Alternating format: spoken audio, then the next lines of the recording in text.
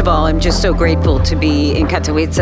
I've been coming here for 12 years, really trying to cross borders from the United States into Poland and try to understand kind of the challenges and the opportunities that exist speaking across those two borders. And I think that what the University of Economics in Katowice is doing here by expanding that and being kind of cross-continental, bringing people from all over the world, it's critical, especially as technology expands. We have less and less effective borders in reality, and we have to start learning to work across them and between them better if we're going to have a bright future.